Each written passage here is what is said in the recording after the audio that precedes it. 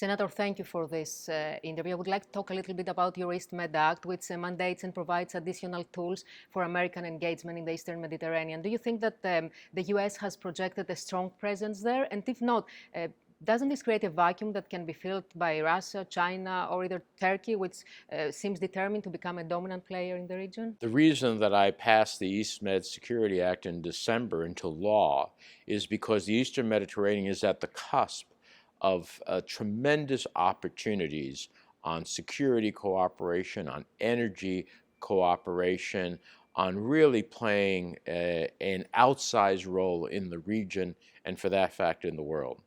And so I'm glad to see what we've done in Greece with our ports there, our military ports there, in Suda Bay, in Larissa. There have been some good investments made there, great cooperation. There have been less so in Cyprus, which is something I have been instigating the administration to do. Cyprus has made some very significant movements, particularly in its financial sector, as the U.S. government wanted to see. There are some issues with reference to engagement with Russia, but at the end of the day, I think we need to reward the very significant advances that Cyprus has done, and so that's why we've been instigating the State Department to do so. But yes, if we do not fully engage in the East Med, other players, particularly the Russians and Turkey, for its own designs, will do so. And that is not in the national interest and security of the United States. It's not also in the national interest and security of our partners in the region. So we're witnessing an increase in Turkey's violations lately, and also a more hostile tone that is being demonstrated. What do you think Erdogan wants to achieve? I think Erdogan wants to expand the scope of his influence.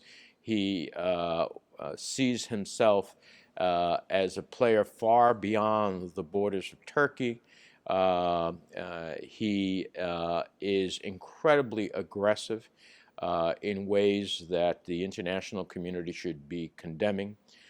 Certainly, suggesting that there is an exclusive economic zone to all the way to Libya that violates Greek sovereignty. Certainly, the continuation of violation of Cypriot exclusive economic zone is another problem. The violation of the arms embargo on Libya is another example. The encounter they had with French naval vessels in the midst of enforcing the arms embargo. These are all examples. The purchase of the S-400 in violation of international law, not in conformity as a NATO ally with the NATO, process of making sure that equipment is interoperable within the NATO system. Erdogan wants to be a bigger player. He wants to expand Turkey's, abilities, both territorially and in terms of its influence. Senator, some leaked parts from Bolton's book are very critical of the relationship that the president had and has with Erdogan. Do you think that this relationship might be the reason why the CAATSA sanctions have not been implemented yet? It may very well be. It may very well be. Look, there is a reason, something is up, that the Treasury Department has not gone ahead and sanctioned the Halkbank.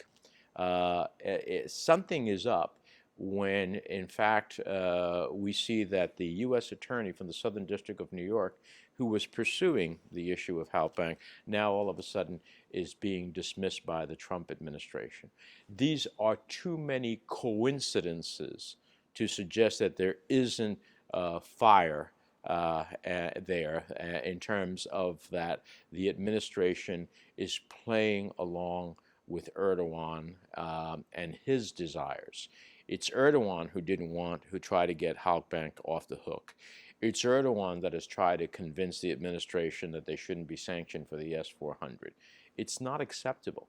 And this is a law. And we pride ourselves as a nation of laws. We need to enforce the law. That's why we're pushing the administration hard to do so. Whenever the State Department comments on Turkey's violations, it always calls on both parties, on all parties, to avoid actions that could trigger, that could create tensions in the region. As you correctly mentioned recently, the only part that is creating problems there is Turkey.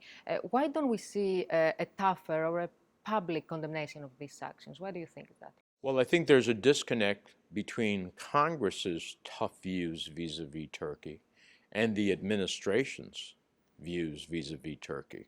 Yeah, I raised at a hearing a while back that we should not be saying that all parties should refrain, because Greece and Cyprus are doing nothing to create a problem in the region, to create the potential for tension. No, it's only Turkey that's doing so. So you call out the country that is in violation. You don't ultimately lump everybody together as if they're all the same. They're not.